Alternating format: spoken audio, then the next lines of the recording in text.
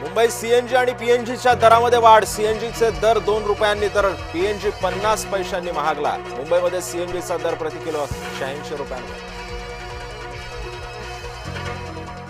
मराठा आरक्षणासाठी जरांगे पाटील पुन्हा मैदानात. आजपासून आमरण उपोषणाचं हत्यार. सरकारच्या शिष्टमंडळाचे मनधरणीचे प्रयत्न असफल. मला 58 लाख नावं द्या, मी 57 लाखांचा हिशेब देतो. मनोज जरांगेंचा विखे पाटलांसमोर गुगली. राष्ट्रवादीचे प्रदेशाध्यक्ष सुनील तटकरे यांनी घेतली एकनाथ शिंदेंची भेट. रायगडच्या जागेबाबत बोलणी झाल्याची सूत्रांची माहिती. भरत गोगावले यांशी बोलून निर्णय घेऊ, शिंदेंचं तटकरेंना आश्वासन. विधान परिषद लढवण्याची काँग्रेसला खुमखुमी. संजय राऊतांनी काँग्रेसला सुनावलं. सुनेत्रा पवारांच्या अध्यक्षतेखाली राष्ट्रवादीची खलबत. देवगिरी बंगल्यावरती राष्ट्रवादीची महत्वाची बैठक. पटेल, तटकरे, भुजबळ यांची बैठकीला उपस्थिती. एनआयएकडून महाराष्ट्रासह 4 राज्यातील 12 ठिकाणी छापेमारी. छत्रपती संभाजीनगरच्या वाळूज परिसरातून एनआयएनं एकाला ताब्यात घेतल्याची माहिती. शस्त्र, दारुगोळा आणि आयईडी तस्करी प्रकरणामध्ये ईडीचं सर्च ऑपरेशन. ठाणे एसटी डेपोची दुरावस्था. एसटी डेपोमध्ये ना आसन व्यवस्था ना डोक्यावर छत. प्रशासनाला जाग आणण्यासाठी ठाकरे गटाचं आंदोलन. विषारी दारूचे 15 बळी. पिंपरी चिंचवडचे 10 तर हडपसरच्या 5 जणांचा मृत्यू. 4 आरोपींना 8 जूनपर्यंत पोलीस कोठडी.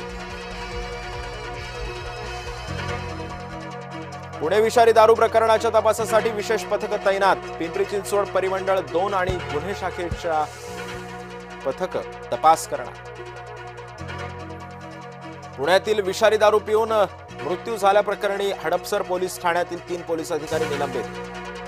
पोलीस आयुक्त अमितेश कुमार यांची मोठी कारवाई.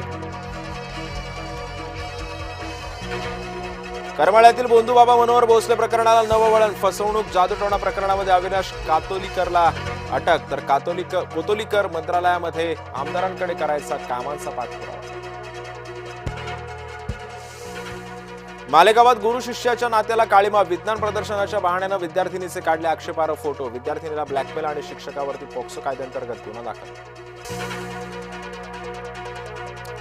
शिरूर कृषी उत्पन्न बाजार समितीमध्ये निवडणूक तांत्रिक घोळ. सुमारे 729 सदस्य मतदानापासून वंचित. निवडणूक प्रक्रियेला स्थगिती देण्याची माजी आमदारांची मागणी. हक्काच्या पाण्यासाठी शेतकरी रस्त्यावर. जायकवाडीतील पाणी गेवराईतील 140 गावांना देण्याची मागणी. शेतकऱ्यांचा जिल्हाधिकारी कार्यालयावरती मोर्चा.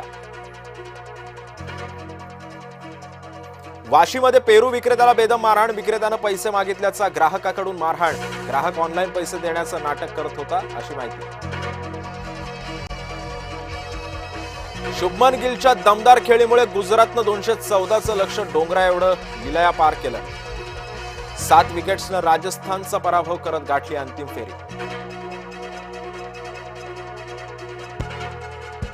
वर्ध्यामोच्या नदीमध्ये बुडून 3घांचा मृत्यू. पाण्याचा अंदाज न आल्यानं दुर्घटना. वडील, मुलगी आणि मुलीच्या मैत्रिणीचा झाला मृत्यू.